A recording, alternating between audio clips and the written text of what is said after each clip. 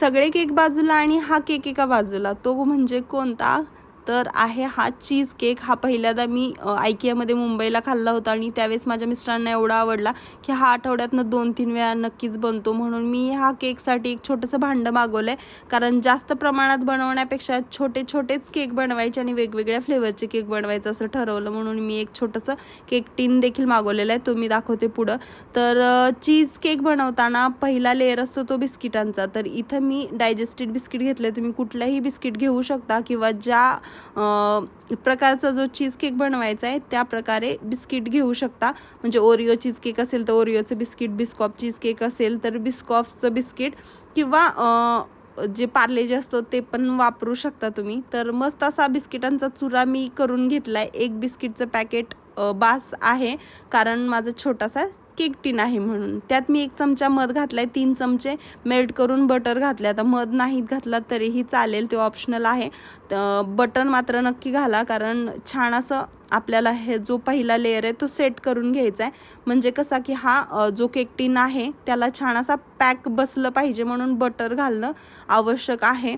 नाही घातलं तर काय होतं मग साईडने असं जे बिस्किट आहे ते केक बेक झाल्यानंतर बाहेर निघतं, म्हणून बटर घालायचे आणि ह्याला अशा प्रकारे प्रेस करून घ्यायचे. आता मी साईडनी लावलंय, तुम्ही नाही लावलं तरीही चालेल, फक्त खालचा लेअर जो आहे तो बिस्किटांचा करून घ्या. आता याला मी फ्रीजमध्ये ठेवून दिलं. तोपर्यंत इथं आपण जे फिलिंग आहे क्रीम चीजचं तर ते तयार करून घेऊयात. तर याच्यासाठी मी 200 ग्रॅम क्रीम चीज घेतले. छोटासा केक म्हणून क्रीम चीज ही थोडंसंच लागेल आपल्याला. तर मोठा केक पाहिजे असेल तर तुम्हाला क्वांटिटी डबल करावी लागेल. तर 200 ग्रॅम क्रीम चीजला छान असं फेटून घ्यायचे. हाताने फेटलं तरीही छान, जास्तही फेटायचं नाही कारण नंतर ते फाटतं, म्हणून जास्त प्रमाणात फेटायचं नाही. आता हे एकदम थंड थंड क्रीम चीज होतं म्हणून मी मशीनचा वापर केलेला आहे. जर रूम टेम्परेचरवरती असेल, शक्यतो रूम टेम्परेचरवरती ठेवू नका, पण जर असेल तर हातानेच वापरा. 3 चमचे याच्यात मी कंडेन्स मिल्क घातले. जो पोहे खायचा चमचा असतो आपण जो रेग्युलर यूज करतो ते असे भरभरून 3 चमचे कंडेन्स मिल्क घातले. आता याच्यामध्ये त्याच चमच्याने मी 2 चमचे व्हिपिंग क्रीम घातले, अर्धा चमचा मी कॉर्नफ्लावर घातले आणि अर्धा चमचा व्हॅनिला इसेन्स घातले. तर जेवढा केक आहे त्यानुसार मी इथं साहित्य घेतलेले. जसं मी पहिलं सांगितलं तसंच रिपीट सांगतेय की मोठा केक असेल तर डबल क्वांटिटी करा. छान असं फेटून घ्यायचं आहे, जास्त ओव्हर मिक्स करू नका. तर बघा मस्त स्मूथ असं आपलं हे बॅटर तयार झालेले आहे आणि जो केकचा पहिला बेस आहे तो पण छान असा फ्रीजमध्ये सेट झालेला आहे. आणि जेवढा माझा केक टीन आहे त्याच्यासाठी हे परफेक्ट मेजरमेंट आहे. तर हे जे फिलिंग आहे ते याच्यामध्ये आपण टाकून घेऊयात.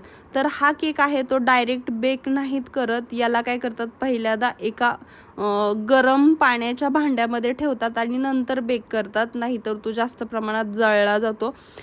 तर काय करायचं, एक दुसरा एक केक टीन घ्यायचा. ह्या केक टीनपेक्षा मोठ्या साईजचा केक टीन किंवा कुठलंही भांडं वापरा. त्याच्यामध्ये गरम पाणी घ्यायचं आणि जो आपण लेअर केला होता ना, म्हणजे क्रीम चीजचं जे बॅटर टाकलं होतं ना त्याच्या खाली असं फॉईल पेपर लावून घ्यायचा, कारण क्रीम चीजमधनं असं बटर बाहेर निघतं म्हणून, म्हणजे असं तुपट बाहेर निघतं म्हणून त्याला लावायचे, खालचं भांडं खराब होऊ नये म्हणून. आणि ह्याला बेक करायचे. तर मी इथं अवनमध्ये बेक केलं, 35-40 मिनटं लागली. जर गॅसमध्ये बेक केलं तर 45 मिनिटात हा केक बेक होईल. बघा मस्त असा छान तयार झालेला आहे. थोडासा हलतो पण काळजी करायचं काही कारण नाही, कारण आपल्याला याला फ्रीजमध्ये ठेवायचं आहे आणि फ्रीजमध्ये ठेवल्यानंतर हा मस्त असा घट्ट होऊन जातो केक. पहिल्यांदा जेव्हा गरम असेल त्यावेळेस थोडासा हलतो हा केक. तर बघा किती छान केक तयार झालेला आहे. आता याच्यावरती मस्त असं जे टॉपिंग आहे वरचं ते तयार करते. तर पहिल्यांदा मी एका पॅनमध्ये स्ट्रॉबेरी कट करून घेतल्यात, त्यात आवडीनुसार साखर घातली. तर स्ट्रॉबेरी किती गोड आहे त्यानुसार साखर घालायची आणि याचा छान असा सॉस तयार करायचा आहे. जर ओरिओचं जर चीज केक असेल तर त्याच्यावरती ओरिओची पावडर टाकली तरीही चालेल, चॉकलेट मेल्ट करून टाकली तरीही चालेल, किंवा असा जरी खाल्ला तरी पण तो खूप मस्त लागतो. बघा छान आपला स्ट्रॉबेरीचा जो सॉस आहे तो तयार झालेला आहे. याला थंड केलं मी आणि नंतर जो आपला चीज केक आहे त्याच्यावरती ते फिलिंग टाकले. आता इथं काय झालं प्रॉब्लेम मी ते सांगते तुमच्यासाठी. जेव्हा आपण बेक केलं होतं ना त्यावेळेस काय करायचं होतं, ह्या कडा आहेत त्या ढिल्ल्या करायच्या, म्हणजे काय ना तो असा खड्डा आल्यासारखा होत नाही केकला.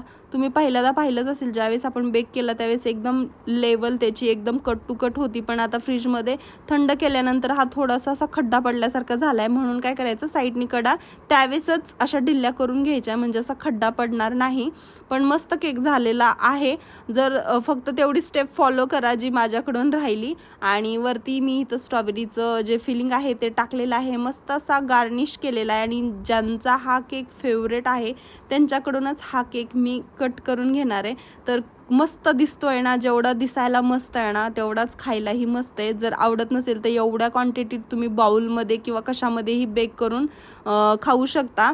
तर मी तुम्हाला दाखवते कट करून, किती मस्त असा हा चीज केक तयार झालेला आहे. बघा किती छान आणि मस्त लागतो बरं का. नक्की ट्राय करा. तर रेसिपी कशी वाटली हे कमेंट करून लिहून सांगा. व्हिडिओ आवडला असेल तर लाईक करा, शेअर करा. चॅनलवरती नवीन आला असाल तर सबस्क्राईब करायला विसरू नका.